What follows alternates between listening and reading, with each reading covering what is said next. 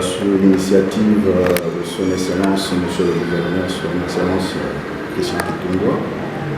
Il a pris l'initiative de travail sur ce tronçon d'une manière temporaire.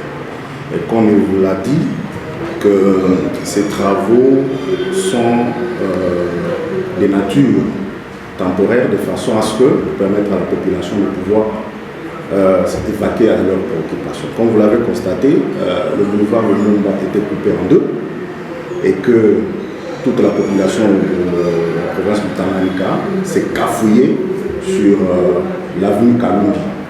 Alors, dans le besoin de venir en aide à cette population, il a plu à son Excellence, Monsieur le Gouverneur, sans aucun rang de la province, de pouvoir intervenir sur ce tronçon d'une manière temporaire. Et que, en dessous de ça, il y a des études qui sont en train d'être faites pour des grands travaux, de façon à ce que nous puissions résoudre ce problème des inondations et de routes dans la province. Donc, comme vous le constatez, les travaux avancent très bien et que, je crois, dans pratiquement une semaine, l'ouvrage sera remis pour que la population puisse passer successivement sur ce tronçon. Concernant la saison de pluie qui se pointe déjà à l'horizon, le ministère des infrastructures que nous chapeautons, bien sûr sous la vision de son Excellence Christian Kitungwa, est à pied d'œuvre. Et à pied d'œuvre, je pense que les travaux seront déjà, les grands travaux bien sûr, seront lancés très prochainement pour permettre à ce que la population du Tanganyika puisse bénéficier bien sûr des infrastructures routières adéquates. Ce que nous faisons, c'est ce que nous appelons en technique les points à temps. Ça veut dire que nous intervenons juste les zones dégradées en attendant le début des grands travaux.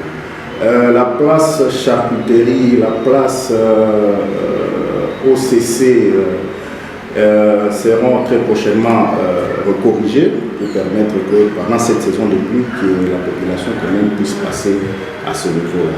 Donc nous y travaillons et que la population puisse prendre leur mal en patience, d'autant plus que avant, même pour un médecin, avant de traiter un patient, doit passer par un diagnostic. Nous sommes en train de diagnostiquer, de savoir le véritable problème avant de proposer des remèdes. Donc il y a un petit temps d'études que nous sommes en train de mener, bien sûr, avant maintenant de proposer ou soit de réaliser maintenant sur le terrain pour résoudre ce problème.